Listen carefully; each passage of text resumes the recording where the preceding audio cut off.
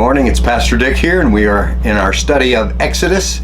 This is lesson 12. If you're following along online, you can get on www.ministrytoday.org and you'll find our documentation and our videos. So this morning, we are having difficulty with my screen behind me, so we don't have it. But we're going to go ahead and video this anyway. This morning we're looking again at the 10 last plagues, but specifically at Pharaoh and that difficult passage that talks about God hardening Pharaoh's heart. We asked the question, was it unfair of God to harden Pharaoh's heart? There are some of us that want to take Pharaoh's side and say, well, it's not really fair that God should judge him if God hardened his heart, and therefore he hardened his heart and didn't let the people go. Why should he be judged for doing what God wanted him to do in the first place? And that's a good question, because it does cause some confusion in people's minds, and we tend to go from that and jump to conclusions that are not necessarily biblical. So this morning we want to look at some biblical principles here. Last session, I gave you a long list of an inductive study and how to do that study. I asked you to look through chapter 7 through 12 and identify those times in which it said Pharaoh hardened his heart or God hardened his heart.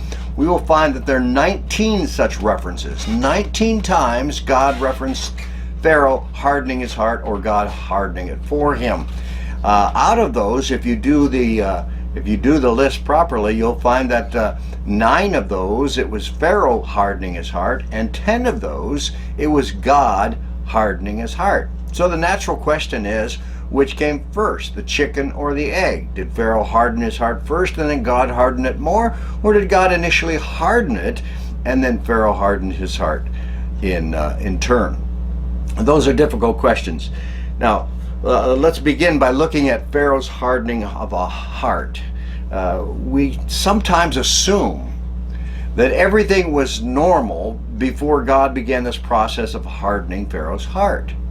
But if we look at the scriptures carefully, we will see that in the beginning, when Moses first approached Pharaoh, Pharaoh was very adamant, and that word adamant comes from the word hard. He says, I will not let them go. I do not know your God, and I will not let these people go. And then he turned the screws and made the people of Israel make the bricks without straw, made it very difficult for him. So the indication there is that Pharaoh's heart was already hard toward the things of God, especially what he said when he said, I do not know your God. And when Pharaoh says, I do not know your God, he is rejecting God, his authority, and his word.